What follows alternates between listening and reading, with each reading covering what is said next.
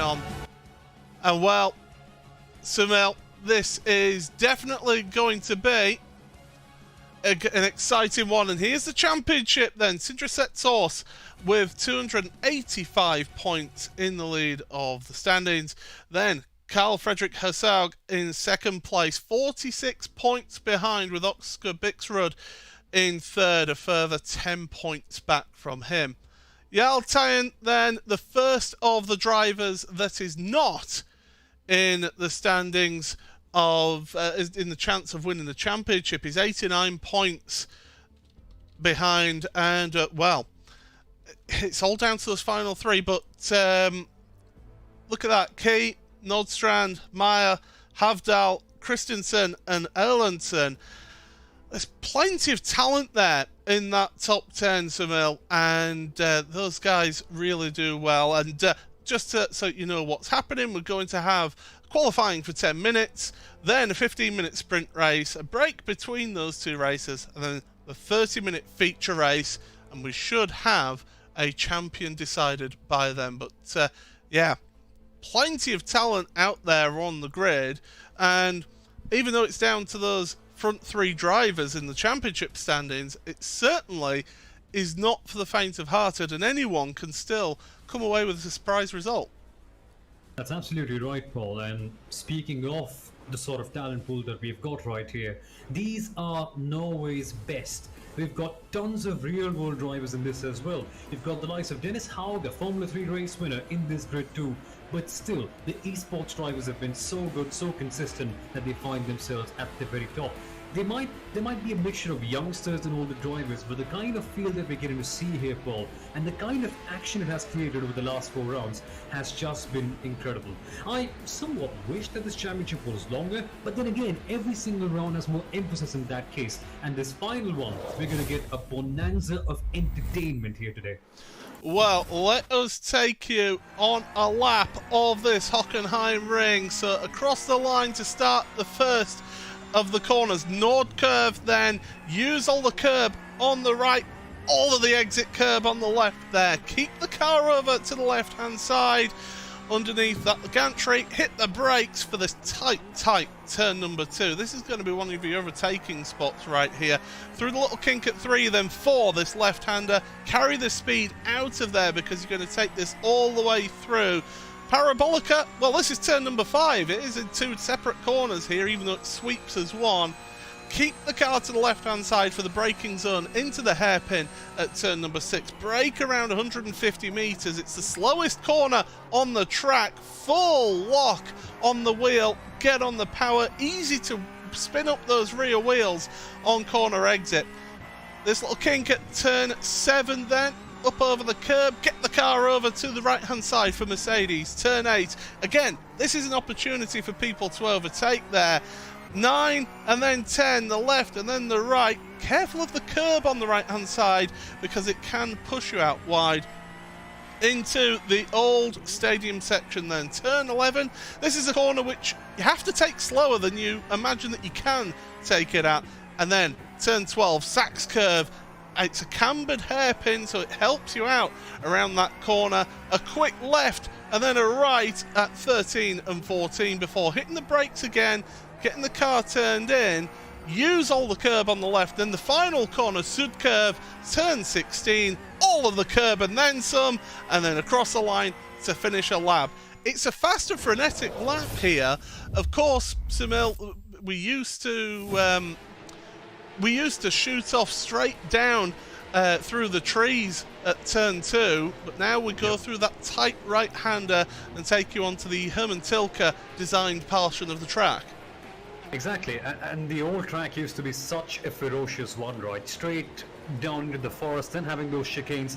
It was a proper test of the bravery of the drivers, but this one, I don't think it's a very bad track, Paul. Many may label Hermann Tilke tracks as dull and boring, but this layer of the Hockenheim has produced so much great racing over the years across categories, and I quite like this one. May not be the same test of bravery as before, but it's very challenging, very technical in its nature, and I think that makes for some good racing. Certainly does. And as we see the drivers out in practice right now, And, well, this is what you can see of the circuit. They're all getting involved in a little bit of shenanigans. There's the exit of Turn 1, then Nord Curve. It was tightened up when the track was redesigned in 2002. And it really is a challenge to get absolutely right. And this is the run into Mercedes. As I said, Samel, one of the overtaking opportunities, but it's not easy to get the job done into Mercedes. Yeah, it's a very hard corner, this one. So you have to carry a lot of momentum from turn number 7, which is kind of a very fast right-hander, right? And so following becomes very hard in a car like the GT3 Cup car. So if you carry that perfect momentum in, then you have to line something up. It's happened before. We've seen it happen in Formula 1 of all places as well. So I wouldn't rule it out technically, but it seems like a very unlikely spot to make a move. Track conditions, as you can see there up on screen, 18 degrees air temperature, 27 degrees track temperature, partly cloudy sky here today. So you will be seeing track temperature not really coming into this. It's not so much in the sprint race where you feel that. It's in that 30-minute feature race where you start getting that tyre wear taken. You've got to take that into account, and you'll see those that maybe can carry their tyres a little bit more towards the end of the season, at the end of the race, should I say. We are at the end of the season. Here's your second place man in the championship, Carl Frederick Herzog.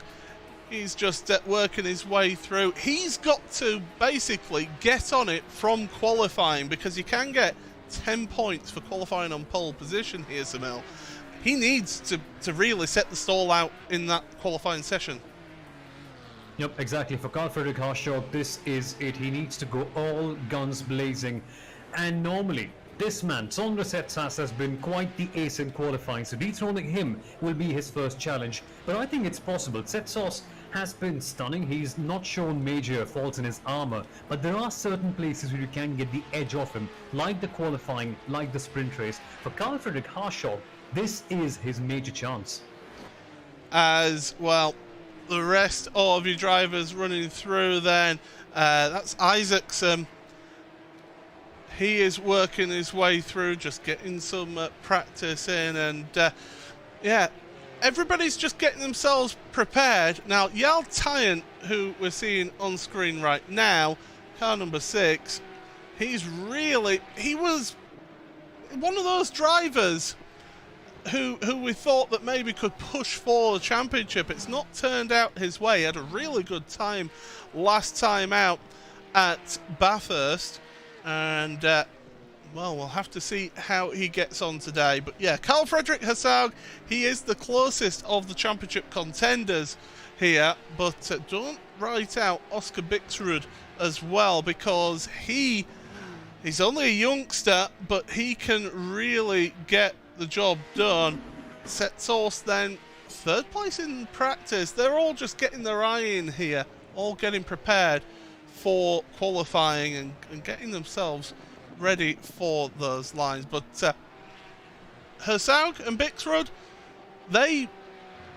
yes, they need to do well in qualifying, but they need mistakes and they need issues for Sindre Setsas for them to be able to capitalise and really put the pressure on for the feature race. And unlike the real world, where you can have technical issues or some sort of part breaking off the car, Sondre Setsas doesn't make those issues in the real world, right? Because here, he's so good on the car. He's such a composed driver. You can't expect any major issues while driving from him as much. So I think it's going to be a real challenge for them. Well, Setsas then working his way through. But here is the circuit then, the track map, as you can see after we had that hot lap. So the Nord Curve at turn number 1. Turn 2, that's the first of your real overtaking opportunities. Then the run down to the hairpin is going to be the 2nd place where you can really make those overtaking maneuvers count. Turn 8 into Mercedes, you can make the moves there. Then through the arena section, it's a bit of a bold move to make it into Sachs Curve. You can make that work, but you've got to have a little bit of cooperation from your fellow competitor, because it narrows down slightly, does the track, through the old section of the circuit, because of course, the original layout was updated back in, I believe it was the 1960s, was the update, 1965, when they built the arena section there. So it's not quite as wide as modern circuits have their tracks nowadays, like the rest of the circuit after Nordkurve. So yeah, you've got to have that little bit of cooperation, but it's going to be a question of opportunism, and it's also going to be a question of chances and taking those chances for those championship contenders. And a good part of that could come at the hairpin, where you've got so much of drafting coming up, so you've got to be a bit aggressive in your approach. With these cars, they're quite wide in comparison to other sports cars, so sometimes making move may seem hard, but at this case, when you know that everything is on the line, when you know there's prize money on the line, when there's pride on the line, and there's no more opportunity left after this one, drivers will be getting aggressive, and aggressive racing quite often makes for fun racing. It certainly does. We've seen aggressive racing happen in this series before, of course. We had the event at Imola, which was action-packed. Of course, we had drama happen at Road America in this series with the big accident that we had there. Bathurst, that was a car killer last time out. It really was. It was a challenging circuit. There's Setsos just having some liquid refreshment. Make sure he's staying hydrated. Crucial to do that when you're sim racing, because dehydration can affect your performance. It can affect your mental capacity as well. It can, and luckily we have a couple of straights at Hockenheim where you can drink a little bit of water. Famously, Mac Backham of Team VR Squad of SimSport loves to have a sip of water at the long straights. It can calm you down, it can just relax you a little bit and help you focus more on the racing that's up ahead, because in the corners, man, things can get really dicey. Certainly can, and well, these drivers, they're just getting themselves prepared for this. We've got about 3.5 minutes remaining. In fact, 3 minutes 50, should I say, remaining in this one before we get into qualifying. And these are the final moments where you have to prepare yourself, where you have to get yourself ready to be able to get focused, get yourself attuned to how the car's feeling, how you're feeling on the track. Are you in a rhythm or not with this circuit? That's one of the biggest challenges you face as a driver, if nothing else, is getting into the flow of the track, isn't it, Simil? You've really got to get a hang of how the track feels and get into that almost muscle memory around here. Yeah, and they do so many laps of practice that it just feels normal for them beyond the point. When you consider the kind of practice that all the drivers do for the World Championship level, a place where Sondre Setsas has been for many, many years now, just kind of feels like that these guys just know the tracks inside out. And luckily for them, Hockenheim has been around for a while now. It's been, I think, a couple of months since it's been here. So every single driver has had the chance to go in there and put in adequate practice at this circuit. So I don't think they'll be unaware of the intricacies of the track, Paul. Yeah, it's about 3 months that they've had to be able to get their eye in around this track. Here's the driver in 3rd place in the championship, Oscar Bixrud, finally out on track. Not feeling the need to really put much time into this warm-up session. Maybe feeling that he's attuned with the track, and instead just try to conserve a little bit of energy. Of course, it is impressive what the Coanda Junior team have done, and I mean, Bixrud is a star of the future. That's without a doubt, having seen his performances in this series. Oh, Oscar Bixrud is only 14 years old. 14 years old in age, my apologies, but he drives like a mature driver in his prime. What's frightening for the others, and what's really exciting if you're a fan of him, is that there's so much of potential still left in the tank. Imagine what will happen if Bixrud continues to be on this cycle of growth that he's been on for many, many years now. It'll just be incredible to see what he can do as a driver, but he has made slight errors here and there, Paul. That critical error at Mount Panorama in the final few laps. Had he not crashed, he would have taken home a big haul of points and would have been far, far closer to Sondre Setsas in the championship. One wonders what could have happened. But still, we're here right now, and the battle right now is for the championship. Mathematically unlikely, but he'll still be challenging Carl Friedrich Harshaw for second place. If you really want to age yourself, as I've just done, Bixrud was born after Michael Schumacher won his final Formula One World Championship. So if you feel like aging yourself, then that is it right there. We're getting into the final minute before these drivers head on into qualifying. I mean, you've got to say, I hate to harken onto this point time and again, but you've got to say that it's on Harsog and Bixrud to get a really good qualifying performance in and to get a race win in race 1 to try and give themselves half a chance at the championship. And knowing Sondre Setsos, knowing the way he's performed so far in this season, he'll be a little bit more lenient in the sprint race. He's not forced the issue as much. We saw the likes of Jarl Tyen get the win. We saw, I think, in the last round as well. Who was it? I think it was Bixrud who got the win at Mount Panorama as well. So Setsos hasn't quite forced the issue in the sprint race. So you can see them go out there and get those wins. But when we get to the final race, expect no room from Sondre Setsos. Expect no mercy at all. Well, we are going to be heading into qualifying right now, and it's the final qualifying session of the season. The top 5 do score points in qualifying, so do bear that in mind when you're seeing this. And also, don't forget that the pole position prize, powered by Spence, is 1,000 krona for the driver who wins qualifying and takes pole position in sprint race. So a little bit of a small bit of pocket money to earn yourself as well out there today. So get yourself that qualifying in place. Right now, drivers just on their warm-up lap, getting themselves prepared for their first attack at the Hockenheimring. Setsos, as we say, I would say that the pressure's off Setsos this week. He doesn't really need to do anything different than what he's normally been doing. He could just get those points and just chip away at the championship. He can. And that's where the phrase consistency is key really pays off, doesn't it, Paul? He's earned that sort of leeway for himself coming into the final round. And for Sondre Setsos, it's nice and clear as daylight. Keep on doing what you have been doing. And that sort of stuff comes naturally to him. That's the stuff that he's practiced for over the years. So I don't think there'll be major pressure on Sondre Setsos this time out.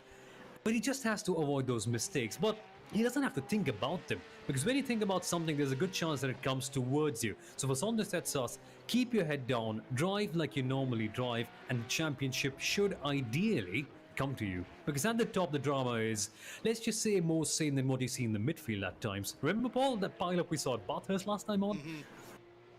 Absolutely. A champion's drive is somebody who just does exactly what they've been doing time and time again. It's the approach that you have to take. Got to be careful on the exit of turn 1 there, because it's so easy to invalidate your lap right at the first opportunity. Down into 2 then, as we ride on board with your championship leader. Little bit of a slide there, so maybe tyres not quite where he wants them to be. And in fact, he's backing out that one. He is parking up. He's going to have another go at that one. Yep, exactly. Luckily, unlike other championships, you can go back to the pit lane and give it another run right here. So Setsos, it'll take him a couple of moments. It'll take him some time to get to the second lap, is where the tyres will be in the perfect pace for him to go out there and go and set that one fastest lap. Well, let's compare and contrast then. This is out of the hairpin at turn 6. This is Bixrud that we're on board with. So he's carrying on his lap. And it's important to get yourself just a little bit of a banker lap in to start with. Get yourself a good qualifying spot to start with, and then really push on after that to really give yourself something out of turn number 10 into 11 into the arena section. This is Mobile 1 corner. Porsche Centre on your right hand side, onto the brakes then for the arena. Sachs curve. It's a historic corner in the world of motorsport. So Mr. Vettel didn't have a good time there a few years ago in Formula 1, but through the final 2 corners, Sudkerv, and then across the line. Here come the first times then coming up on the board. How does Bixrud do? 140.1. That puts him to the head of your qualifying standings, and he's keeping on it. He needs to keep pushing now to try and get that second lap in. And Paul, one thing that we might notice from his qualifying lap right here is how smoothly his throttle application was executed, because in this car, if your throttle application is not smooth, the rear end will just snap off. It'll not care about how good your qualifying lap was so far or what's on stake for the championship. It will just go away and the car becomes so hard to control. But for Oscar Bixrud, seems like he's aced it. There's a reason why he's at the top of this championship, just showing his experience and showing his talent with the car so smoothly. Not so smooth at turn 1 was Carl Frederick Hersaug, who's currently in 3rd place in your qualifying standings. Jarl Tyen, by the way, what a time. The other driver into the 139s, a 139.900 for him. So he is 0.206 of a second ahead of the rest of the field. Now here's Setsource then, little lock up there into the hairpin. Easily done. You can easily lock up the rear brakes as well on the downshift of the gears through 7 into 8. Mercedes, just look at that focus from him on the camera there. He is just absolutely pinpoint. He's wanting to get his lines absolutely perfect here, Samil, and he is pushing hard, but it doesn't look like it from his appearance in the cockpit. Exactly. Sondre Setsas is very much Scandinavian in his approach to driving. He'll not seem very emotive while he's on it, but inside the emotions are bubbling up and you only see them when he either wins or loses. And more often than not in this series, it's been a big win. Action comes in later on. He's very good at controlling his emotion on the track, which is why he's our championship leader. Well, he comes across the line and he is going at 139.947. That's good enough for 2nd place here in your standings, because Bixrud in 3rd got within 1/10 of a second of Tyen, but Jarl Tyen's time is proving to be a tough one to beat. Hersaug is in 4th place. Kim Andre Strum, good lap from Kim to end up in 5th place in your standings at the moment. Now here's Bixrud then. This will be the final attempt. I think you're usually limited to 3 fast laps here, and he's just absolutely kept on it. But we've found, haven't we, in past qualifying sessions, that at 3rd lap, the tyres are usually starting to cry out and have given their best. Exactly. That's the way they push. On a race lap, lap number 3 might still be good, but in qualifying, considering how merciless they are on the tyres, by lap 3, you've lost all that peak performance. And so this one for Oscar Bixrud, let's see if he's able to find some improvement on that. I think he's had his best lap in. I think he'll be starting 3rd, but hey, you can never ever doubt his talent. Here we go then. Sud curve, clip the inside curb, help it hook you around, using all of the runoff across the line. 140.040. Yeah, that 3rd lap, it just did not give him the grip that he needed. Here's Setsource then, through the S's, on to the final couple of corners on the track, trying to carry the speed through the corner. Look at that, they're using all of that runoff. I mean, me personally, as a purist, that's off track right there. And look at that time, up to pole position for Setsource. Once again, unbelievable performance in qualifying. 0.023 of a second ahead of Tyen, but Tyen is out there currently on a lap. He's on his warm-up lap. He's going to have enough time to get one final lap in here. Absolutely. Let's check this out from the perspective of Jarl Tyen. This is going to be the big one.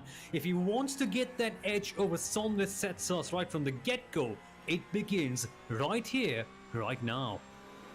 Onto the brakes then after the 150 metre board. Get it in tight, 2nd gear. Nicely on the throttle. You can see the wheel not really moving that much. So he's got that car nicely planted out of turns 2 and 3. Through the parabolica. Onto the brakes now. all the way down to first gear.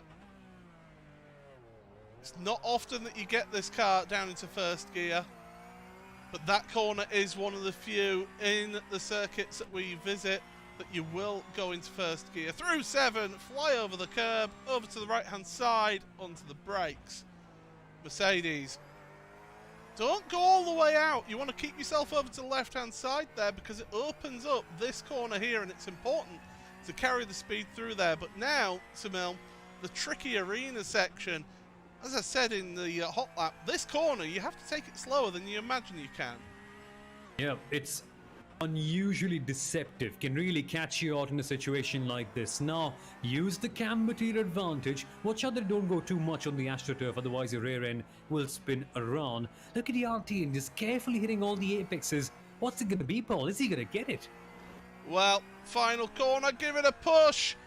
He's giving it everything. Can he improve? No, he can't. He's 2,000 slower than his personal best. And we're running out of time in qualifying here. Last few drivers just maybe getting a little bit of a quick run just to make sure that everything's correct. But that we'll see. Sindra Setsource on pole position. That's 10 extra points to Setsource in the championship. My goodness, that's going to help him out no end in his challenge for that championship. So let's see that grid then. It's Setsource and Tyen with Bixrud and Hersaug. Strum and Fugelsang, former champion, in 6th place. 7th for Anders Meyer with Havel in 8th. Ostwald and Key are 9th and 10th places. And also 11th place in Roger Christiansen with Marcus Meyer-Seth. We'll see those up on screen very shortly. There you go. Further down your order, we've got Dennis Bjerk with Espen Erlandsen. Joe Vegard Godestad with Carl-Peter Nordstrand. Harvard Collin and Nils-Erik Isaacson in 18th place. The rest of you drivers will be going through. Well, Samil, 41 cars have entered this finale here. Opening sprint race, what are you seeing here today? What do you think is going to happen? I've said the same word the entire season. I don't think I'm going to change it. It's just going to be pandemonium. Our focus will constantly be on the battle for the top positions. But look at all the drama in the midfield, right? You've got the likes of Matthias Hafdahl, Roger Fieldstad, Christiansen, all tied up for a similar points tally. All right there, inside that top 10. Then you've got people in the B category as well. The AM drivers is what we normally tag them as. But they're just as talented too in terms of producing a good fun battle. Everywhere, the intensity will be super high and the stakes never higher than before the season. Well, here we go then. Final few moments for the drivers to get themselves ready. The back of the grid around the final corner at Sudkurve.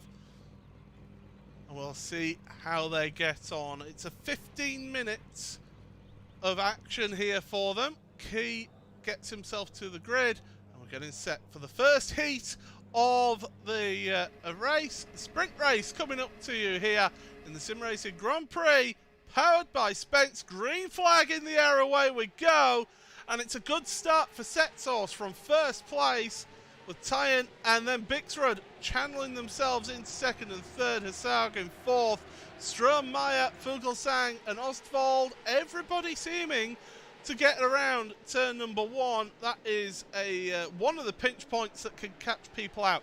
Turn 2 and 3 as they're going 2 by 2 further down your field. Again, everybody seeming to behave so far here, and this is good to see, although there is a car around further back. Didn't quite catch who that was, but yeah, there was one car around into the hairpin for the first time. As we said, easy to miss you braking into here. But so far, so good. Erlandsen, by the way, is one of those drivers who had an issue. Dennis Burke is also back in pit road. Exactly, but look at the pandemonium here. I was about to speak about something else. I was about to speak about Sondre Setsource, who's being just a little bit naughty at the start because you're swerving off and not allowing your Tyen to get that move right in there. But there are more important things at the back. So many major crashes, so many major incidents. Normally we shall get a replay after lap 1, but goodness me, Paul, all the drama has begun already. Yeah, there was a car parked to the side of the track, and I think they've taken the tow back to the pit lane. I believe that was Dennis Burke who did that. But looking back, from Jarl Tyen, Bixrud bouncing all over the curbs and really looked out of shape there through 13 and 14. Out the final corner, the first of those laps across the line. So it is Setsos, Tyen, Bixrud with Hasaug, Strum, Meyer, Fugelsang and Ostwald. Kenneth Ostwald in the crucial 8th place where the grid gets inverted. So that's worth keeping an eye on that. But here's the start of the race, Sensimel. Yeah, exactly. Crashes galore right here. That's what happened to Dennis Baker. Oh, goodness. Was that some sort of loss of concentration? Because usually you would not swerve left. And then you have a flying Porsche becoming a turtle. That is Kjetil Neppele being spun around. My goodness. That's what happens when you've got tons of cars in the midfield all vying for crazy positions. Expect more drama like this one. And this is only the sprint race. Imagine what we'll get in the feature one. Yeah, absolutely. The gloves will be off in the feature race. Down into Mercedes right now. Through that left-hander into the right. As I said, important to carry the speed out of this corner because that sets you up then for the Mobile 1 corner. Turn 11. Past the Porsche Centre as well. You'll see that in the background of shot right there. And then onto the brakes into Sachs Curve. No real overtaking opportunity there. And these front four, they're just starting to break away a little bit compared to the rest of your field. They've spread out though as well, which is crucial for Setsos. He just needs to get a perfect start to the afternoon here. Indeed, but look at the battle at the top fall. For Sondre Setsos, it's not any other rival that he's got right there. Between himself and Jarl Tyen, we just saw such a crazy fight at Imola. Even in the sprint race, they're battling respectfully. But for Jarl right now, there's a lot more to gain than at Imola. He's made a mistake, hasn't he? Yeah, and that's going to be exacerbated by the fact that you then carry that mistake all the way around here. You never really seem to gain the speed back that you lost on the entry to this back straight. Can Bixrud take advantage of it? He's showing a little half nose there, just letting Tyen know that he's there. Setsos with the lock of the brakes. It's not the end of the world though. You don't have to clip the apex at that hairpin. It's as long as you carry the speed out of the corner that's crucial, and Setsos still staying out front. But I mean, this is showing that these drivers here, they're still pushing and pushing hard. They are. They've got it all to lose right now. In this case, if they don't get the edge over Sondre Setsos, I think even though there may be a chance mathematically, seems so unlikely that they'll get anything on him in the feature race. Because as I said early on, Sondre Setsos, don't expect any human driving based errors from him. It's a very rare scenario to see something like that happening. But then again, it's Hockenheim, Paul. We didn't expect Sebastian Vettel to make an error like that one. Not throwing any shade on Sondre or not putting any bad luck, but anything can happen at this circuit. Yeah, it was one of the races of the decade that Formula 1 fans voted for, a 2019 German Grand Prix, as they head on through, and that was at this venue. Porsche Super Cup as well is always a really thrilling race around here as well, so it's good to see these cars heading out. Now, if things stay as they are, if the standings stay as they are at the moment, Setsos will be champion after the sprint race. So he's really got one hand on that championship trophy right now. He just needs to stay focused. He needs to stay clear of thought. And I mean, he's got a half a second gap, 0.6 of a second gap over Tyen there. So he's got a little bit of space. I mean, this is a huge chasm in this series, really, isn't it, with the amount of talent that's in there. But he's got that little bit of breathing space that he can make just a little snatch of a break here and there. Exactly. All that's very possible. Just have to keep your concentration. And to get back to that point of concentration, it can be so hard when you've got the likes of Jarl Tyen, Oscar Bixer and Carl Fredrik Harshog right behind you. all of them that have given you such a challenging time throughout the season, and they'll still persist. They'll still keep on trying. They'll still pester you all the time. It is up to you if you can keep your calm in a situation like this one. Man, I wonder what else Sondersettsas can do by having this level of composure, because I certainly would not be able to keep my calm when these guys are right here pressurizing me. Well, yeah, and there's a reason why he was in the Porsche Tag Heuer Esports Super Cup this season, because of his ability to absorb pressure, to be able to perform at the highest level, and he's showing that here. But he has been pushed all season. No doubt about it, he's not had it all his own way here in the SimRacing Grand Prix Championship. So definitely Setsos, he's given himself a chance, he's given himself that opportunity at the front of the field to win that championship. But never say never here in this series. Lap 5 of 9 here, so we're almost at the halfway point of this race. And really, Bixrud, he's there. Keeps showing a faint nose every now and again to tie in, but he's not really making any moves yet. I think he's trying to pressure a little error out of Tyen, which will be not forthcoming if Tyen has anything to do about it. I could notice on the left-hand side of your screen, Kenneth Ostwald has moved down the order, and it's now Strom, Kim Andre Strom, should I say, in 8th place, although saying that right now, it's now Glenn Key of Strom. They're swapping positions back and forth for 8th place.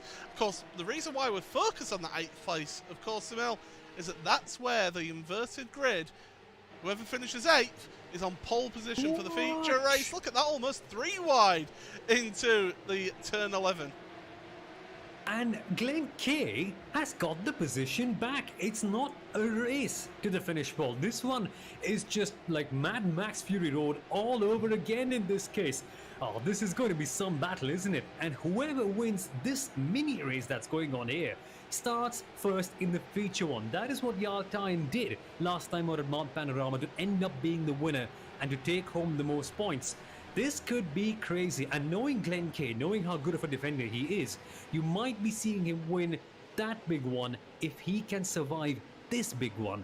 Oh, this is going to be crazy. This is just building up to such a crazy end of the season, Paul. I love it. 7 cars all battling for that 8th place, so they're all queuing up there, and they're waiting patiently. It's like the drive-through. You wait up patiently in your car, waiting for your order. Well, I think a few drivers are trying to jump forward in that order and to get themselves higher up the starting grid for the feature race. But right now, still at the front. Setsos has just pulled out a little bit more. I mean, the last lap, there was just 2 1/1000ths of a second difference in lap time between Tyen and Setsos. But now Tyen here is having to defend from Bixrud, and that is going to slow down this gaggle of cars now. Bixrud kind of on his own here in that Coanda Junior team, because he's got various teammates of Tyen. You've got Hersaug and Maya all together. They could all work together to put the pressure on Bixrud to try and force a mistake from him. Oh, absolutely. So in this case, it's like Oscar Bixrud has realized that, okay, Sondersettsas has gone. Even if we do something miraculous and end up winning this one, there's a very unlikely chance of us winning the big prize. So might as well let him do his own thing. Let me focus on my big target, that is dethroning Carl Frederick Harshaw. How do I do that? Passing his teammate Jarl Tyen right ahead of him. So this is going to be the one for Oscar Bixrud. He is not going to be working together with Jarl Tyen to scale down Sondersettsas. Instead, there'll be a crazy head-to-head duel between them in the last 3 laps.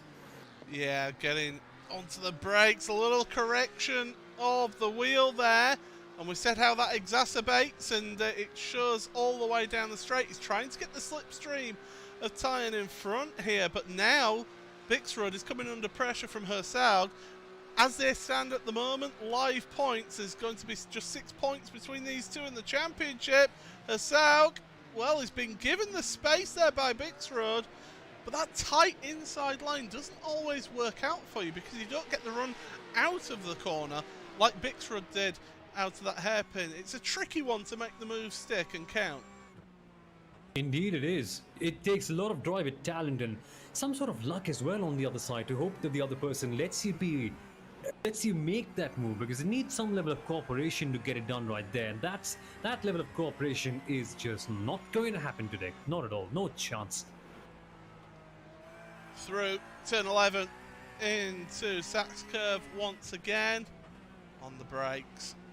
Hold that inside line. Use the camber to your advantage here. Up over the curb on the left. Watch the curb on the right. There's a sausage curb on the inside of that. It could kick your car out wide, and before you know it, you're compromised all the way through to turn number 1. Look from above then here in this penultimate race of the season into Nord Curve once again, and out of it. Setsos now has a 9/10 of a second lead over Yaltayan in second place. Bixrud in third place. It has actually dropped back a little bit compared to where he was just a lap ago, so that shows that little mistake out of turn 2 and 3 does count and does go against you for the rest of the lap. Assaud then right behind by half a second. There's no real movement happening in this front 5. They're pretty much staying as they are, Samel. And I'm just looking down our timing sheet, and you can see it on the timing tower on the left-hand side. The battle for 8th, or in fact 9th and 10th, should we say. Ostwald and Strum have been swapping positions. A little bit of paint swapping going on there as well further down in your field as the rest of everyone works their way through here. But Glenn Key has got a grasp of that pole position for the feature race. He's 1.5 seconds off of 7th place. He's not really going to move forward any more than that in this grid, but he is in that prime spot for the feature race. Set Source looking for the back of him. He's coming round to start the final lap of this sprint race, and this could be one more lap to give him the championship right now here, Samel. He just needs to keep it on the track here. Indeed, he just needs to be doing what he's done all season long, and he will be your brand new champion. I think 2-time national champion, wouldn't it be, Paul? It's not bad to take onto your CV, is it? Something for your resume as he goes through turn 2 and make that 3. Yes, absolutely. 3 national championships. Yeah, I mean, I'd be happy with 1 national championship if I'm honest, but that's the reason why I'm in the commentary box here. But down into the hairpin. Bixrud's not really close enough to make any move for second place. He's going to, I think, pretty much settle for that, although it all checked up behind out of the hairpin at turn number 6 through 7 into 8. Onto the brakes for Set Source for the final time in the sprint race.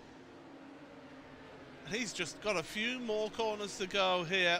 He has been absolutely sensational all season, has Sindra Set Source, and he is showing why he is going to be champion here. Through the final few corners here in the arena section. Sachs curve for the final time in the sprint race. Don't forget, we've got a feature race coming up after this one. But right now, at the end of lap 9, through the right at the penultimate corner, Sud curve is your final corner, and Set Source can see Barney the flagman waving the checkered flag. Look at that, the joy, the happiness and the relief on his face right there. He knows that he is the SimRacing Grand Prix champion for 2021. You can see how much it means to him. He's delighted. He'll know that he's got that sewn up now. Oh my, what a moment. As if he already was not the most successful driver in this championship, Sondre Setsas is a 3-time national champion. Never before has this happened, and he's just building upon his already solid legacy. Takes more than a glass of water to calm himself down after a race like this one. What a move, what a driver, and what a statement of intent. I think he needs a single malt in that glass rather than water, but he knows he's got one more race to go here, and that's just going to be fun for him. The thing is, you've got to remember though, he can't afford to get involved in any issues, because as always, the stewards review this race after the event. There's no live stewarding during the race and during the event, so we will have to reiterate that this is provisionally he is the champion, but the points margin that he's got is absolutely sensational. Let's have a look at the standings for the sprint race then. Setzor's ahead of Tyan by just short of a second. Bixrud in third place has gained points on Hersaug in that battle for second place in the championship. Then Maya, who got the fastest lap, by the way, on lap 3.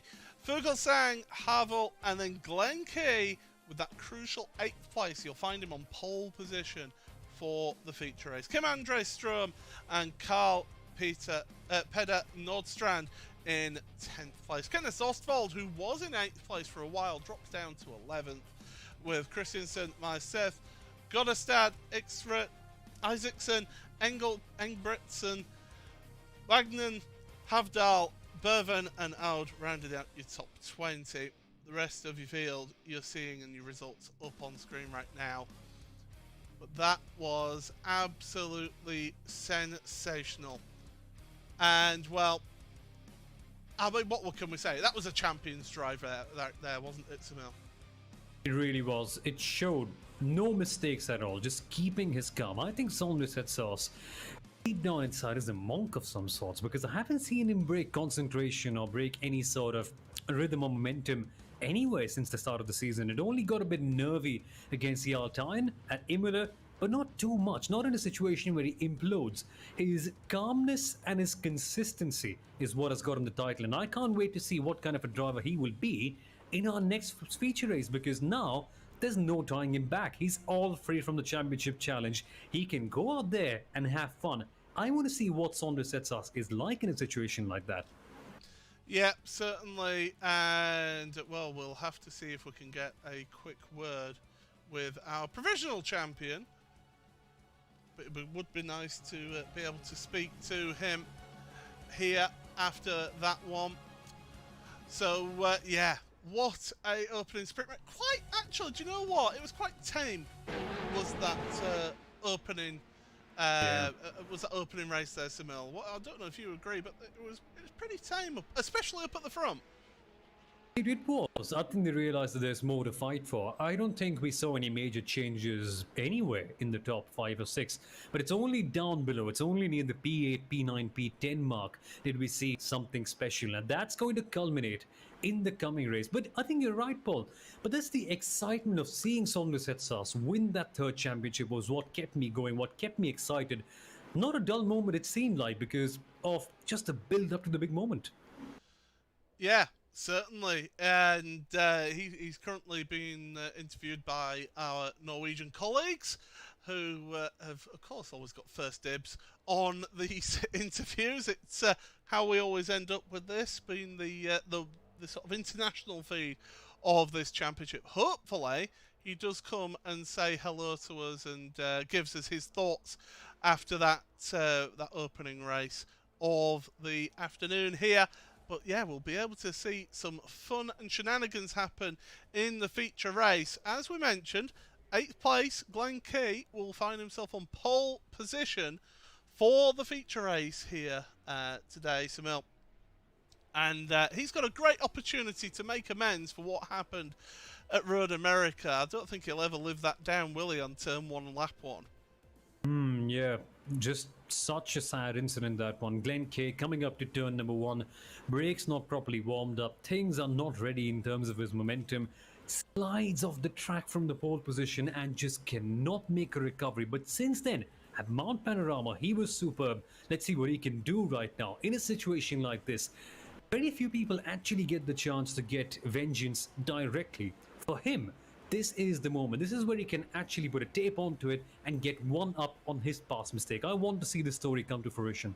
Yeah, certainly. I would love to see Glenn get one at the end there to get a win. But, well, we'll have to wait and see what happens. Now our attention gets drawn from the champion to that second place championship battle, because Hersaug and Bixrud, there's only going into this final race now provisionally 6 points between them. If Bixrud wants to win this championship, he has to overtake Hersaug in this feature race and be able to move himself forward at least a couple more positions, I would say. He has to, he's got no choice. So finishing in P number 3 might be good in terms of a points tally, but it puts you a little bit further down in the starting order of the feature race. But if there's one thing that actually helps out Oscar Bixrud, it's the fact that Hockenheim supports his overtaking abilities. It's a lot wider than Bathurst, there are a lot more chances to make your passes, and his style is super aggressive. He forces mistakes off other people to go and get those mistakes. So I think this should be Oscar Bixrud territory. But for Carl Friedrich Haschog, again, he's supported by his teammates. He's got more MB Racing Team Nordic cars, and they can make the Coanda Juniors' life a lot harder, just as we've seen over the last couple of race weekends. Remember that Coanda sandwich that we saw in the middle, and they just could not get past what I termed as the great MB Racing Team Nordic wall. They just couldn't get past. Yeah, absolutely. And they know as well that one little issue, one little contact with the fellow competitor can have dire consequences in terms of a penalty coming their way. So yes, you've got to make those moves, but you've also got to make them clean as well, haven't you? Indeed you have, and luckily Hockenheim does allow you to do that. No shenanigans per se, but I don't think we'll see a lot of cleanliness here if we do see a move, Paul.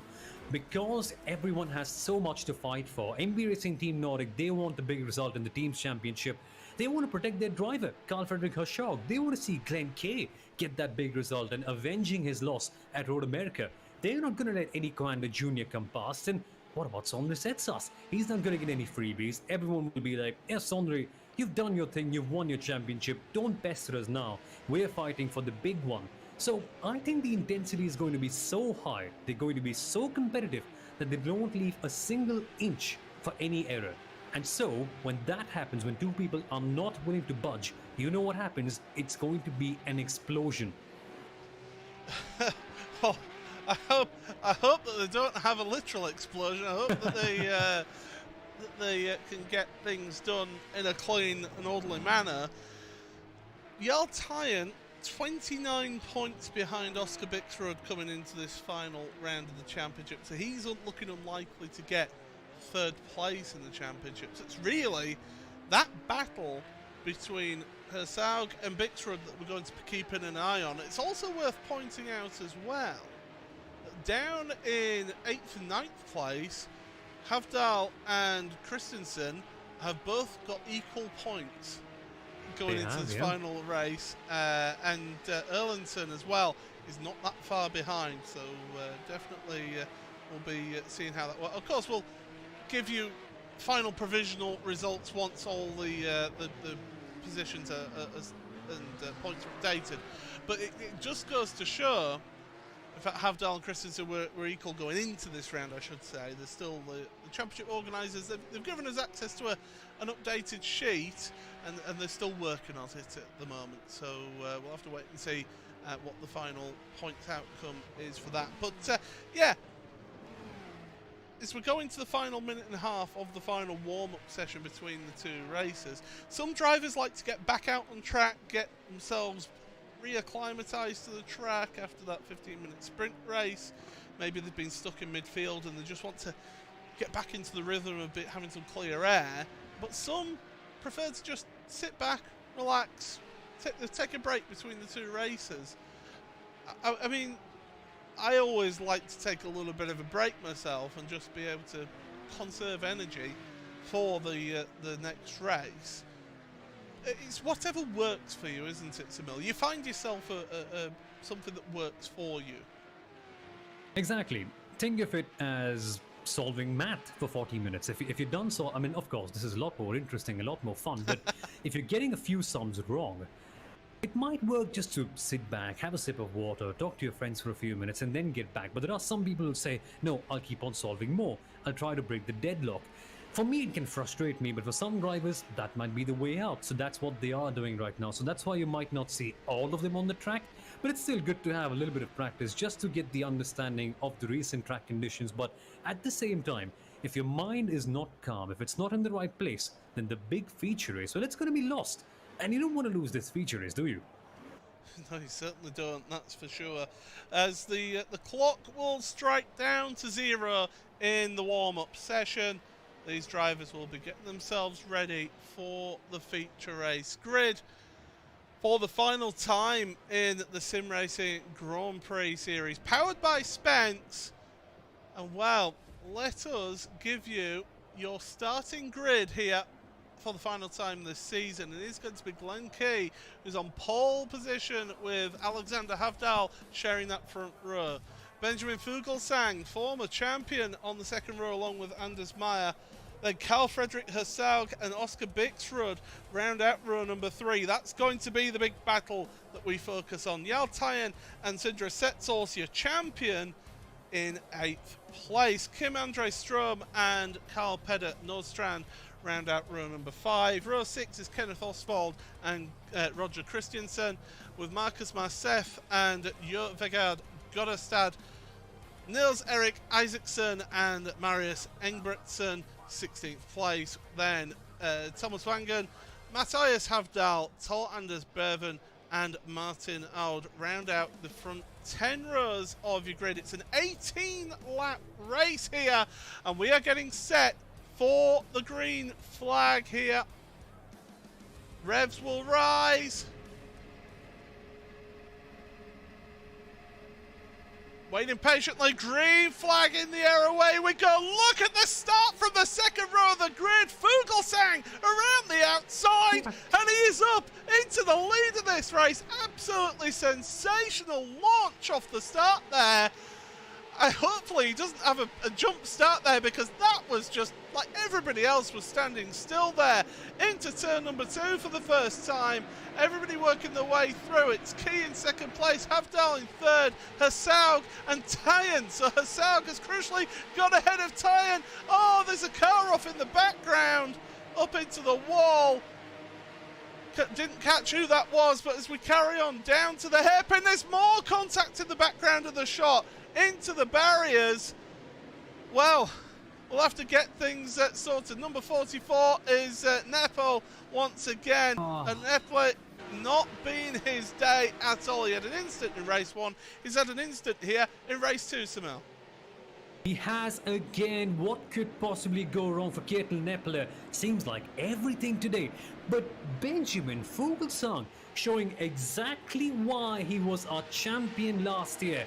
Just coming up with the most electric start of all time. He just jumped 3-4 cars at the start. Crazy stuff from Benjamin Fuglsang. And Glenn Key, poor man, just cannot get this start correctly. But good for him that he's not too far back from Benjamin Fuglsang.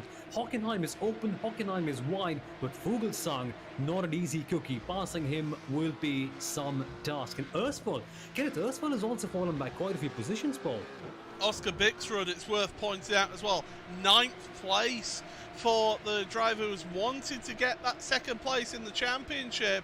So Bixrud has got a heck of a job now to try and move forward in this championship and to try and get second place, because Hersaug right now is in 4th place. He's in the prime position to get second place in this race. Here we are through the left-hander, Glenn Key.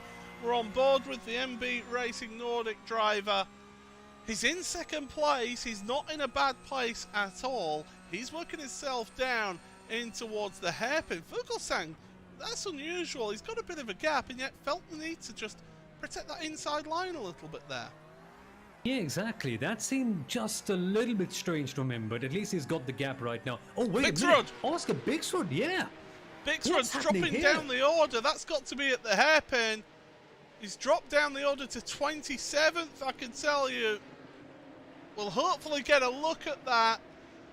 But that is a big, big moment there in terms of second place in the championship. I could even leave it open for Jarl Tyen to get 3rd place in the championship, because in this feature race, of course, the points are almost doubled in some cases. Here's a replay, Samel. Indeed, here it is. Does he get tagged? Of course he gets tagged, but in which way does that happen? From behind. Oh, it's an MB Racing Team Nordic car, Paul. It's Oswald. Oh, and he's trying to get out the way. He's hit the rear of the car into the barrier. That'll give it some rear damage as well. Oh, it's all gone wrong for Bixrud. He's down to 30th place. Well, I can tell you, you only get 1 point for 30th. Now, Tyan is in 5th place.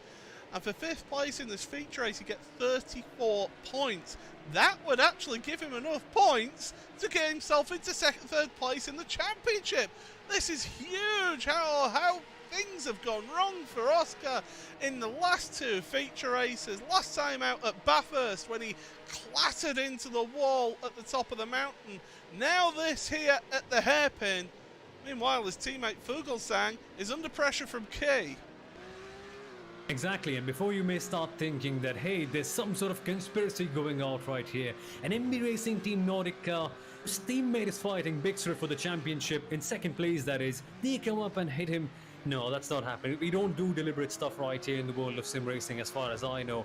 And that's highly unlikely, just a coincidence, and Race Control will be having a very strong look. But talk about bad luck, Paul. What did Oscar Bixrud do wrong there? Nothing. The best that he could do was close off his line, but he didn't need to because those guys were so far back.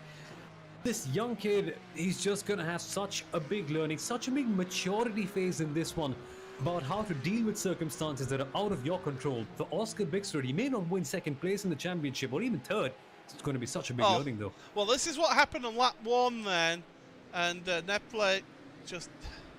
No, it's not been a day or lap 1s to remember. Hold your brakes. Don't let it just roll out into the traffic there, especially on lap 1. And I'm afraid that there's a few people that are a little bit guilty of just not holding their brakes and allowing the car to come back onto the track. Here's Dennis Burke, by the way, number 22. Gets contact there, and around he goes. This is all on lap 1. That's another one of those VRS drivers who had issues. There was further drivers having issues as well. In fact, Burke took a tour back to the pit. So we have lost 3 drivers. We've lost Berven, Dotsvetsvein and Burke from this race so far. But lap 4 of the feature race, and Key is looking keen to try and get 1st place. But that's not the best run out of the hairpin. That is not. He's got a gap of 0.6 of a second to Benjamin Fuglsang, and what's that? It's Wangen. He's been up and over. That was at the hairpin. You saw it in the background of the shot. I'm sure we'll get a replay of that momentarily, but yeah, that's... well, it's the final race of the season. It's almost as if it's the last day at school here, isn't it?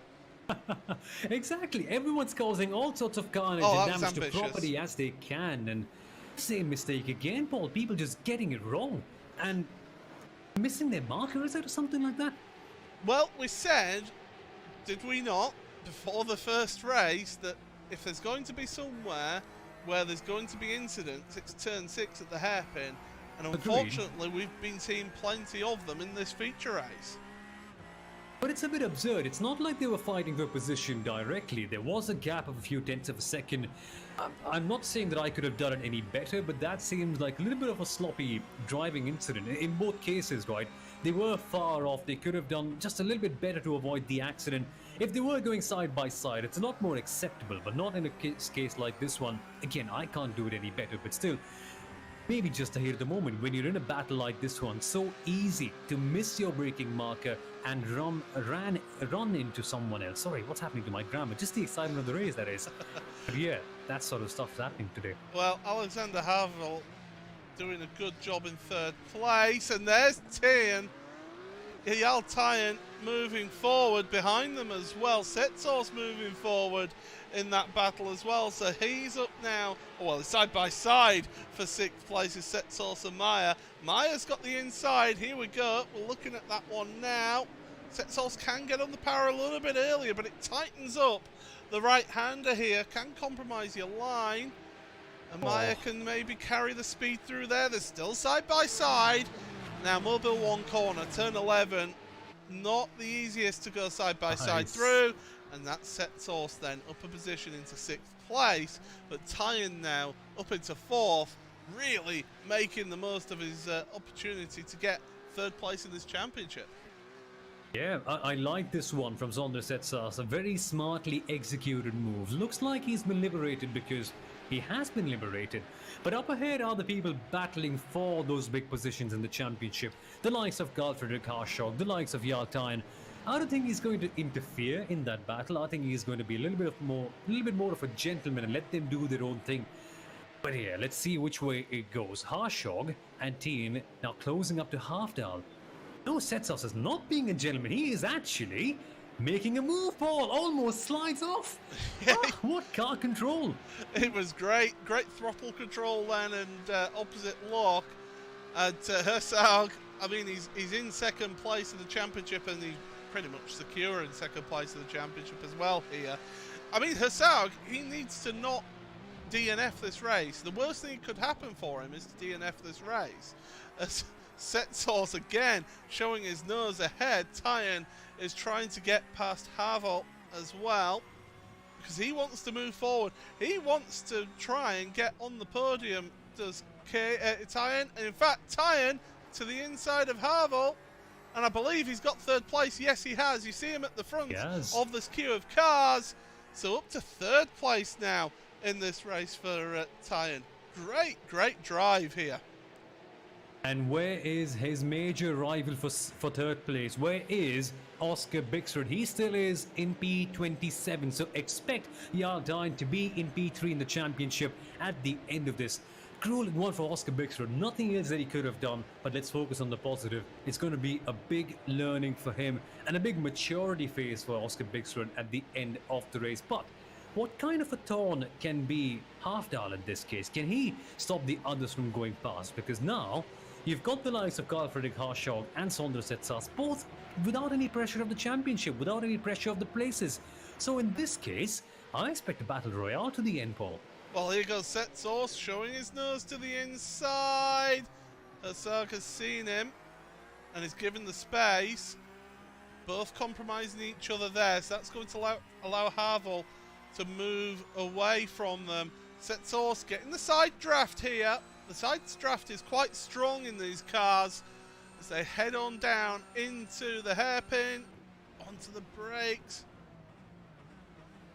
You can hear the quick changes there, and Setsas, well, nice decisive move. Herzog had to get out of it, and that's allowed Setsas to move up into 5th place there.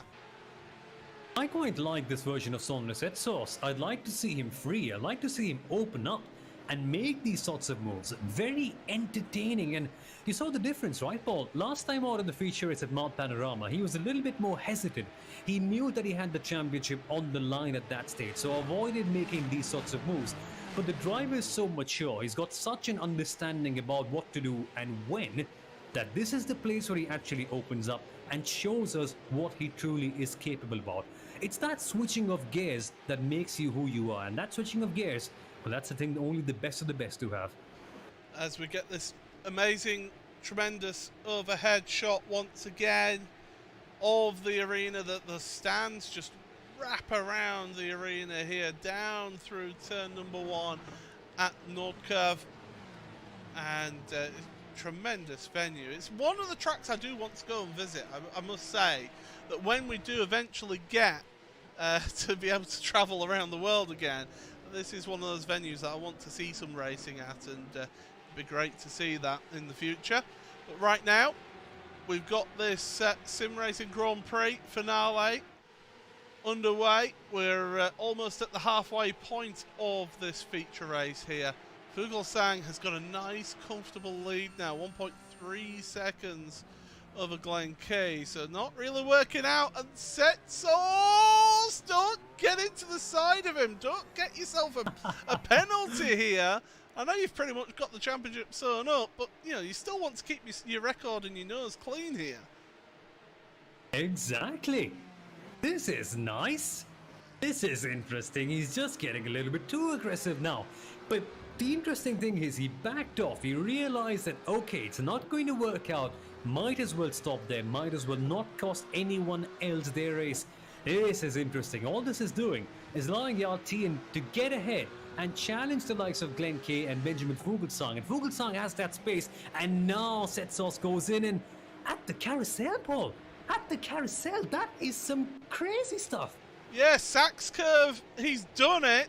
It's not really the best overtaking opportunity there, but he made it work, and my goodness, I mean, he had a bit of cooperation there from Haval as well, so that means that Setsos moves up into 4th place. But yeah, you're quite right to say, at Sachs curve, that never really happens there, but certainly making the most of it. He is having a champion's drive right now as Setsos. He's working his way through this field. Hersaug, again, another driver who doesn't really need to push that hard. He's got 2nd place pretty much sewn up in the championship. Worth pointing out, Bixrud at the moment is in 25th place. That's still only worth 1 point. You only start getting more points once you reach 20th. So he'd need to move up the order a bit before he can start really putting pressure on those drivers in case they did have a DNF in this race. Up at the front here, so Hersaug, he needs to keep himself clean and keep himself going to the end of this race. Yeah, not much he can do right now. Just if he can pass, well, that would be quite good.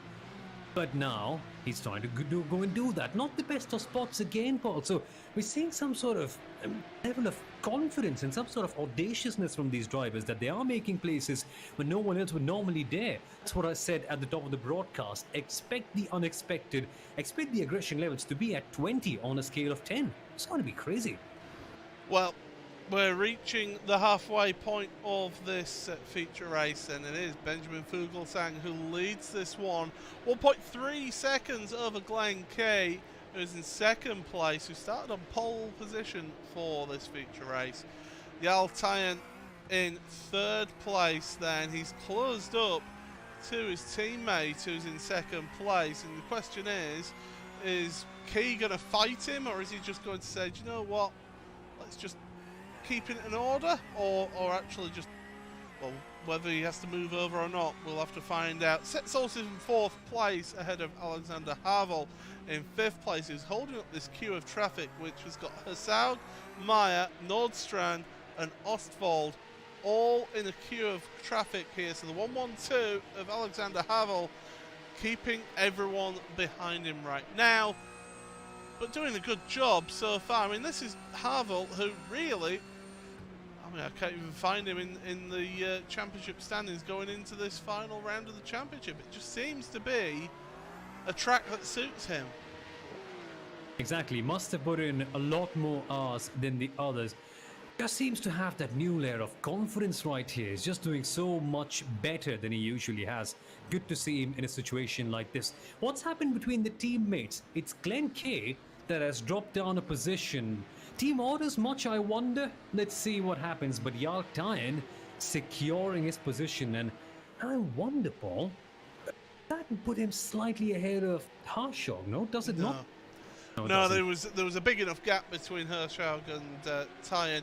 I will say that looked more to me like Key saying, "You're the quicker driver. You've got the best opportunity of catching Fuglsang," because that gap has stayed at about 1.3 seconds for Fuglsang and 2nd place. So Tyan now, he seems to have the pace.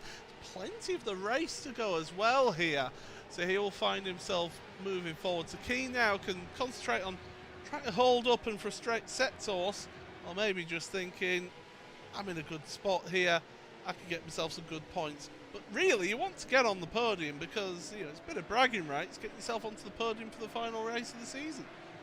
Exactly, racing for pride, that's what usually happens in the final round of the championship. This ends up being good fun to show exactly what you're made of and carry that sort of momentum into the next season. It's going to be so critical. It's a big mass watching. It's the Norwegian National Championship. A lot matters here. And Sondre Setsos wants to use this opportunity by going to the outside line, but nope, not quite happening this time out. Still got a nose there. Now Key moves just ahead, but the battle is on. The pressure is on Key here.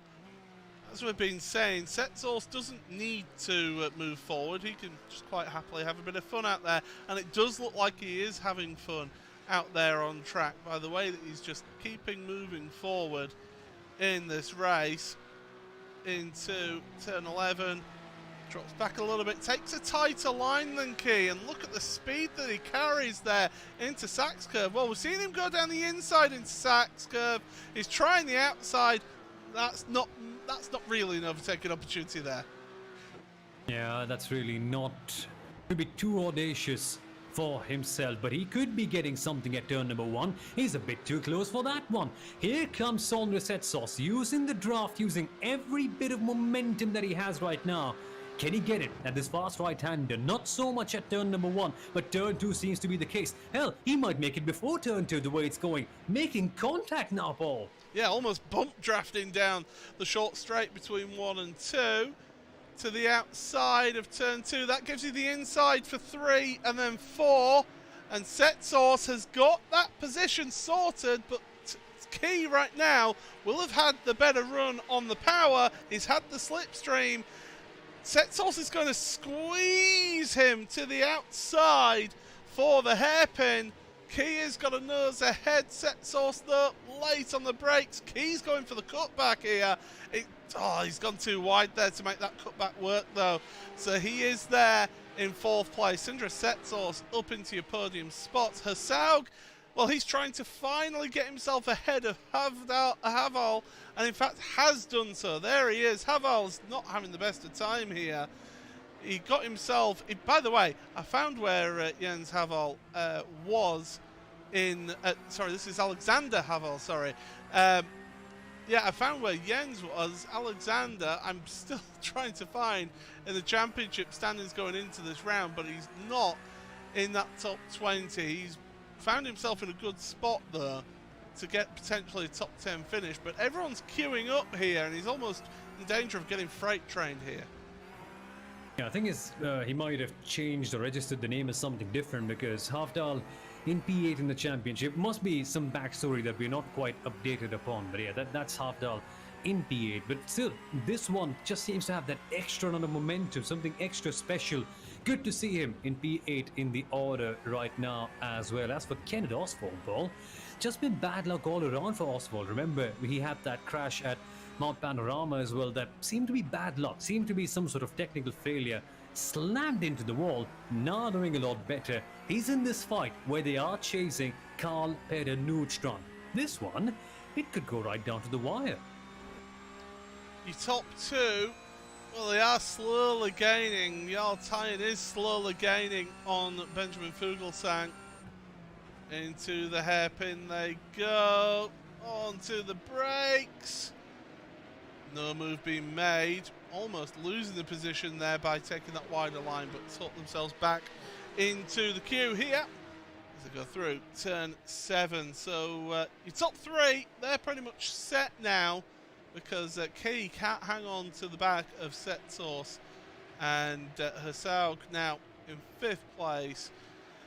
Keeping up to date with how Bixrud is getting on, well, he's in 23rd now, so he's still on 1 point here in this race. So he's sort of slowly working his way through and trying to make his way forward in all of this. But right now, Bixrud is an unbelievable now 14 points behind Jarl Tyen. And considering that he was only 6 points sort of off of Hasaug going into this final race of the season, it shows how one mistake, one error can cost you big time in a championship.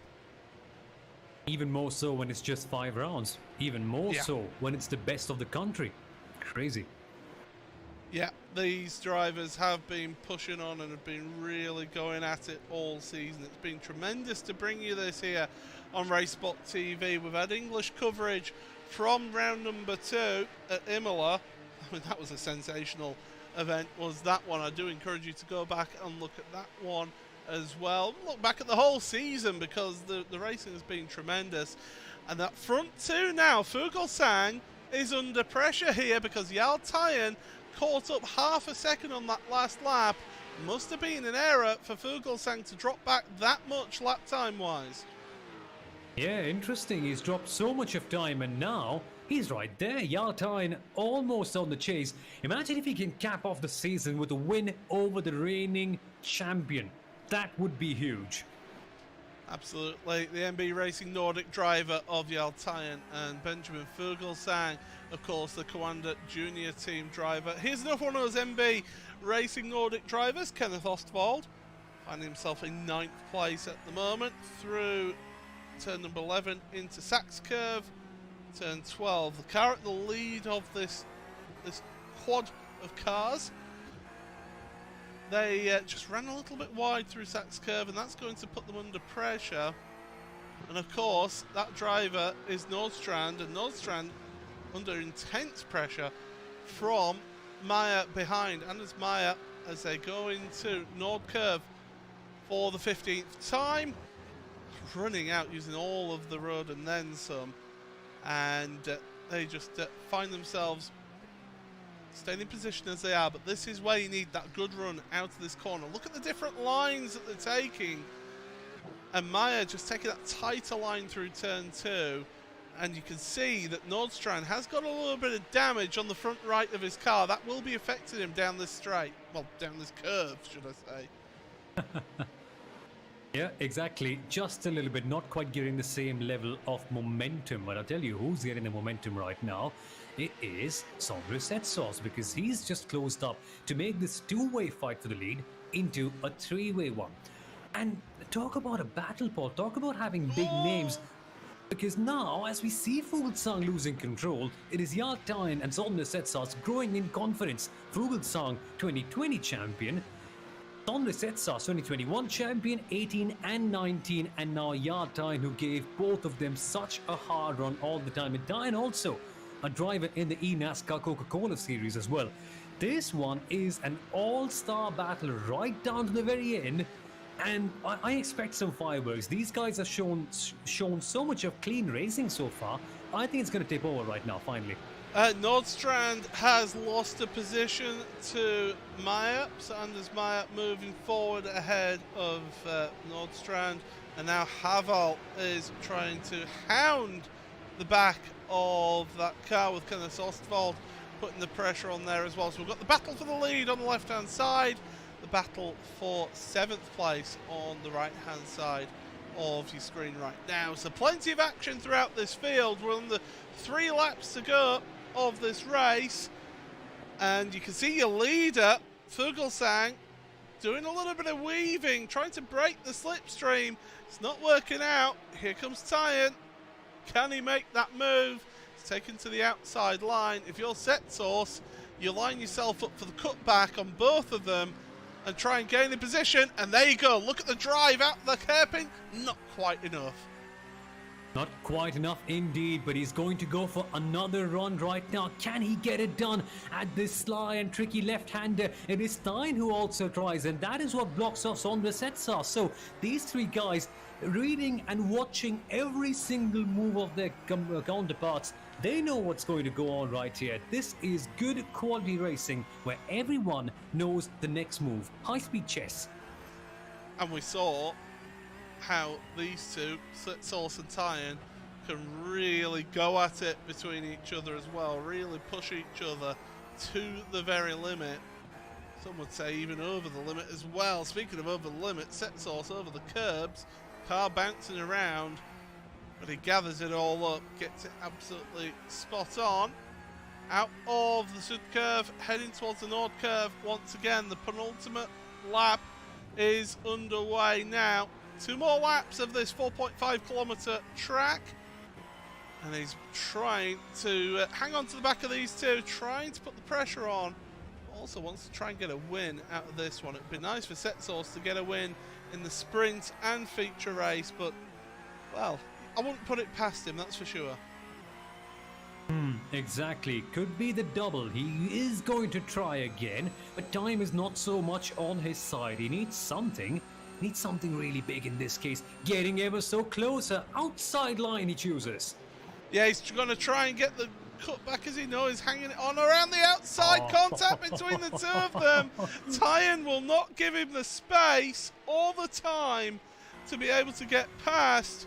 And Setsos, well, He knows not to try the outside line because Tyen, I mean, it's quite right that he can push him. Speaking of pushing, Fuglsang, huge lock-up on that front left. That front left will be feeling awful now. He's put a lot of heat through that tyre. Well, it's not like you have to rely on that front left to get you around this corner here, so he'll be pushing wide out of turn 11 into turn 12, Sap's curve. You got Tyen trying the inside, the outside, Setsos trying the inside. It's all going to end up for the final lap of the season here. Setsos! Oh, he can't quite get the outside run there. Tries to cut back into the final corner. Tyen's there, but he's given him the space. There's a slide from Setsos. They're still side by side. If you're Fuglsang right now, Samil, you're rubbing your hands with glee. You are, but not for so long. This happiness is going to be short-lived because his big win could be taken away by the same man who took Yartine's position. Sondre Setsos. If nobody gives him the space, he will go and make his own space. And the sliding! He's under pressure now. He's lost all sorts of grip. The tires are crying in agony. And now, Jarl Tyen attacks. Oh man. He certainly does. Heading towards the hairpin for the final time in this race and in the season. Fuglsang, he's got one hand on the race win here. Setsos trying to squeeze Tyen like Tyen did Setsos. They're almost rubbing door mirrors as they're going through the exit of turn 6, through 7 into 8. Look who's turning up to get in on the act here. It's Key, Glenn Key. Oh, lock up from Tyen there. Almost into the side of Setsos. He can't quite do it. And that means that Setsos has moved in front into second place, but Fuglsang has got enough of a gap now at the front of the field that you would feel confident to take the win here in this final feature race. Glenn Key, well, he can sniff a podium here. If these two come together, you never say never. But through the final couple of corners they go then. Fuglsang, 2 corners to go, now just 1 corner to go through the Sud curve for the final time, and it's going to be Fuglsang, Benjamin Fuglsang, your former champion who takes the checkered flag, takes victory in the feature race, and your 2021 champion Sindre Setsos finishes in second place.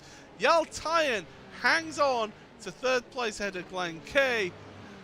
Wow, what a race. Hersaug in 5th, with Nordstrand in 6th, Meyer in 7th, and Oswald 8th, with Haval and Strum rounding out your top 10. Oh, that race ended up and had everything, didn't it?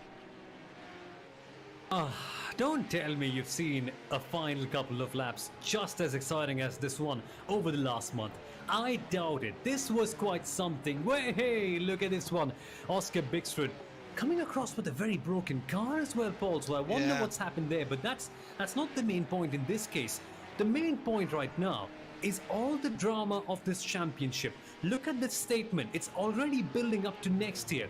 It's like the 2020 champion Fuglsang said, right, Sondre, you've had a good year this one, but I'm going to go out in the last race and show you that I'm going to be back in 2022. And I'm already so excited about the prospect of the championship happening again next season. What about the battles? How much more better will be the other Koina junior drivers? How much more mature will they be by that time? Can Sondre defend? What can Jarl Tyen do? Crazy. If the championship can do this to you, you know you've done something right. Well, there are your provisional results then. From that, it's Fuglsang, Setsos, Tyen, with Key in 4th place. Hersaug 5th place, that should have secured him 2nd place in the championship. And then Nordstrand, Meyer, Ostwald, Havel and Strum rounding out your top 10. Worth pointing out that provisionally Jarl Tyen should be in 3rd place in the championship as well in this race. Moving down the order is Roger Christensen, who finishes in 11th ahead of Nils Erik Isaacson. Marcus Mersef and Joe Vegard Godestad with Martin Ord, Matthias Havdal and Larsen, Olensen, Hansen and Oscar Bixrud then ends up in 20th place. Rest of your finishers up on screen right now. this has been tremendous as the burnout, the donuts, well, he's not doing a very good job of the donuts, if I'm honest, there is Set Sauce, but he was trying to get the donuts done there to celebrate a championship, because even if there are any stewards' decisions, he's got pretty much a 70-point gap after this final race. So tremendous stuff from your champion, and well, Samil, this championship has absolutely given us everything here today, and it just never gives us anything but absolute joy and excitement out there. It just does not. Can you name a bad round or a bad race or even a bad lap for that matter? I know I can't, and it's not just something that I'm saying for the sake of exaggerating. I'm genuinely sad that the championship is only done in 5 rounds. If there's only one thing that they can improve upon, maybe just 1 or 2 more rounds perhaps, no? I'm sure the organisers have enough fun to try and get this championship done here. Exactly. But yeah, it's absolutely brilliant stuff from this one. Hats off as well, Benjamin Fuglsang to take the victory there after intense pressure from Set Sauce and Tyan behind in that final few laps. Indeed, yeah. That was some quality racing, wasn't it, Paul? They were not making major contact. They did. It was the kind of rubbing that makes sense. The kind of rubbing that you do when you're really racing aggressively, but you don't tip over. Which is why these guys are right there at the very top of the field, which is why you see that sort of gulf. They have evolved to that extent, and they don't make contact. They don't make errors where somebody could be flipped over, somebody could be turned around. That's that level of maturity. That's that level of experience coming in a show. That is when you can really gauge that these guys are quality top-level drivers. Well, I mean, this has been a tremendous season, and we're hopefully going to have a word with our champion after they've had their duties with the Norwegian coverage. But this championship as a whole, I mean, we've seen grids of 40 cars, 41 cars today here. Huge grid. Tiny gaps between each one of the drivers out there as well, so it just shows the strength and depth that there is in Norwegian sim racing, and it shows that the level of competition, it's just growing year on year, isn't it? It is. We're adding drivers, we're adding more talented drivers up here, constantly improving, constantly showing us that sort of evolution.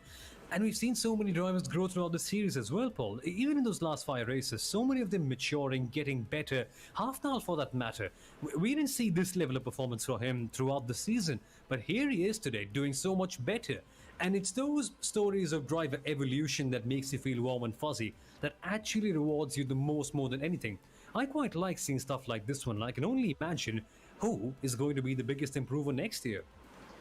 Certainly. Well, we will be getting to speak to your champion very shortly indeed, once he's done his duties on the other broadcast. But I mean, it's heartbreak for Oscar Bixrud. Came into this final round with a chance of second place and ends up finishing in 4th place in the championship. I mean, yes, it's heartbreak, but it's a real character building and learning experience, isn't it? It is. It's those sort of hard moments that make you realize your true character, that make you understand who and what you really are. And for those kids, it's hard to really imagine, but yeah, at this stage, at 14 years old, they are getting those sort of big learnings about how to lose. And there's this common saying in Indian cinema, and that's been used around a lot in Indian culture. It's the one who loses and fights back, he's the true winner. There's a word called Bazigar. The exact meaning is the real winner, the real victor. And in those cases, for someone like Bixrud, that's going to be the major learning. If he can bounce back from this, if he can learn how to taste defeat, maybe not through his fault of his own, but still come back, still go and prove something really major out there in the next season, I think that's going to be a maturing lesson like no other, and could have a lot more benefits, could be a lot more better for him in the long run than just winning this championship or finishing second.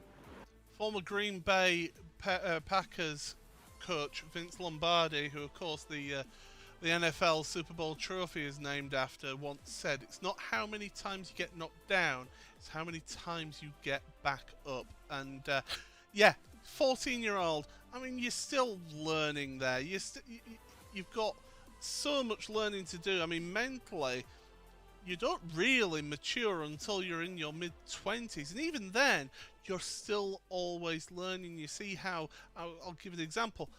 Lewis Hamilton, year on year, is always just making little refinements, little changes to his workings, and it's that sort of mentality that you need to take to get yourself and improve yourself. You can't sit back and go, well, I've done everything now. I'm the real deal, because somebody else will work that little bit harder and move through. So Bixready can't be too heartbroken by that. It's a learning experience, but it's worth pointing out, Jarl Tyen, we've seen some great performances from him. And Carl Frederick Hersaug, we've barely mentioned him in all of this. Second in the championship, yes, 70 points behind your provisional champion, Sindre Setsaas. But he's been just quietly chipping away all season long. He has, and he's been improving as well, Paul. So he wasn't quite as good in Circuit of the Americas, but then at Imola we saw something change. Now normally he's more of a oval driver, but in the Porsche just something happened to him, and Tyen showing a new version of himself, showing what he's exactly made of, and he's one of Norway's most foremost sim racers in multiple different categories. He's just gone up there and shown exactly why he's got that laurel, but he's not resting on his laurels, he's just getting better. Well, let's have a word with the man who, provisionally anyway, we have to say, is champion. Take it away, Samil, with your 2021 champion, Sindre Setsaas. Andre, three-time national champion. How good does that sound? Yeah, it's 3 times sounds good, doesn't it? It's my third attempt at my third title, so I'm very happy. Just insane, mate. Firstly, many congratulations. I want to firstly ask you about the final race, but then we'll get to the entire season. How free did you feel not having that championship pressure? Because we saw you make some of the most fun moves that we've seen all season from you. Yeah, I secured the title in the sprint race by just staying out in front, and I mean I was thinking heading into this round that I might place drives that like Alain Prost would do and just get the points that he needed. But once I stuck it on pole and was able to kind of keep my distance to everyone behind, and it was the safest thing to do was to just stay out ahead, and then once I secured the championship that way, we could have some fun in the main race. And fun it was. And even throughout the season, Sondre, how do you get your composure? Because that's the one thing I've noticed throughout the season that has helped you out quite a lot. Even though someone's pressurizing you or you're in a heavy battle, you manage to stay calm and not let your emotions take control. How do you do that? I know that, well, it's many hours. I know when I started sim racing, I wasn't nearly where I am today. Especially in qualifying. In the beginning of my sim racing career, I really struggled, kind of letting the pressure get to me. I think one of the first pro qualifying stuff I did for the GT3 World Championship back in the day kind of shows that, because even if I had the top 10, top 15 pace that you needed to get in back then, I wouldn't be able to qualify more than like P30 or something, so that kind of hinders you even though the races are long back then.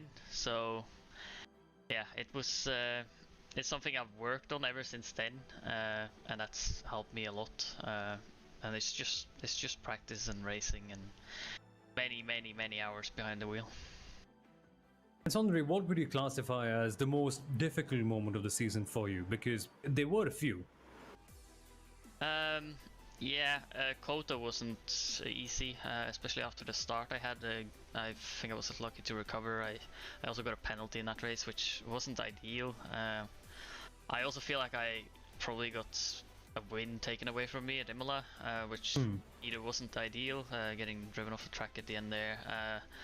So it's definitely been tough, and some penalties haven't favored me at all, but it seems like not doing any mistakes has really paid off this season, because I've seen people do mistakes at Kota and Imola, and they've all kind of fell off. I think it's Carl Frederick's the only guy that hasn't done any major mistakes, so kind of benefiting off of that, and I think that's helped me a lot.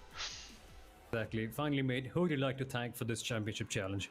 Oh, as I said in the Norwegian interview, I have so many people to thank. This is one of my biggest victories ever in both racing and sim racing. So I'll have to thank everyone that helped me start at my local karting club back in 2010, which is my dad, Erik Kvam, and then Ruben Kverkel, who was a fierce competitor of me and a good friend for many years in karting up until like 2017, and then I started racing cars, and there's been some people helping me there as well, mainly my dad, also some teams that I've gone through, and then in the sim racing world I'll have to thank Core Sim Racing. I'll have to thank Carl Jansen, who's been my closest teammate in sim racing ever, and then some of the people up through my sim racing career as well, like Henry Smith at Blue Flag Racing back in the day when I just started out, helped me tremendously, especially when this Porsche Cup car came out and we kind of got to grips with it.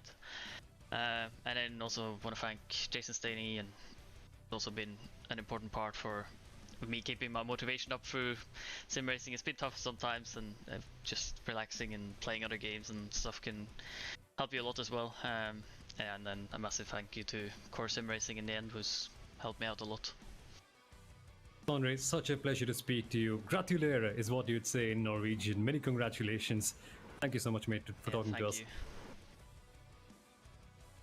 That right there was the champion Sondre Setsaas, and now we've got Jarl Tien. Jarl, I think Jarl Tien, isn't it? I think that would be the right pronunciation. Tien is correct, yes. Tien, yes. Jarl, what a season it was. Such intense racing coming from you. What would you pick as the moment of your season? I would say Imola was my highest performance. I feel like I kept my head cool there in tough situations. I'm sure you saw the race and there was a tight fight. Yes. Yeah, I think Imola was the best race. But today was pretty tough as well. I'm pretty happy with my performance. I think Sindre, with his experience from Pesk, is really vital in these situations where you really have to hold the car at its absolute limit. And then today was one of those days where he leaned on those that experience that he has. Exactly, and it showed. What a crazy battle it was, and the aggression from your end as well. Can we get to see more of that next year? Are you willing to come back and try and get another shot at this title? Because watching you drive this year, Jarl, was quite a sight. Oh yeah, for sure. I think, well, this year primarily has been focusing on the road racing. Up until last year, I was more on the oval side and maybe half and half some road races on R-Factor 2 and iRacing. But now it's primarily only road racing. I haven't done any oval racing for a while now. So that shift will bring my performance up slowly, step by step. So I think in the coming months, perhaps a year, I think I've improved my performance quite a bit. So yeah, for sure next year I think I can bring the fight to Sindre. Yeah, such a pleasure to speak to you. What a season it was from your end. Thank you so much for taking the time to speak to us, and I can't wait to see you on the grid next year. I think it's going to be a whole lot of fun to see that championship fight.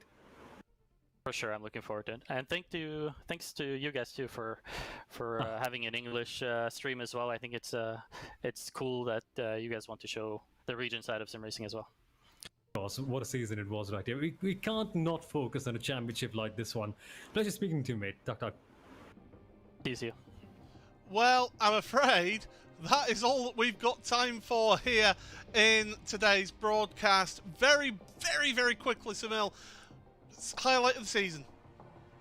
Highlight of season, I think I'm going to go for that last lap battle that we saw right there between Setsaas and Jarl Tien. Something else. Absolutely. I mean, Road America was special, so too was Imola as well. But yeah, this last race where the gloves were off were absolutely brilliant. Thank you everybody for joining us here on this coverage of the Sim Racing Grand Prix powered by Spence. Thank you very much to Hugo Luis, who's been providing all of the camera work and the graphics throughout this season. Thank you very much to Arjuna Kankapati and Samil Arora for their coverage of Round 1 and Samil for the rest of the season as well. I have been Paul Smith, and it's been an absolute pleasure to bring you this championship. Sindre Setsaas, crowns off the championship and will be celebrating well into the night, that is for sure. Who can challenge him next year? We'll have to find out and have to be patient in finding that one out. But until next season, thank you so much for joining us here on RaceSpotTV. From everybody here, it's goodbye.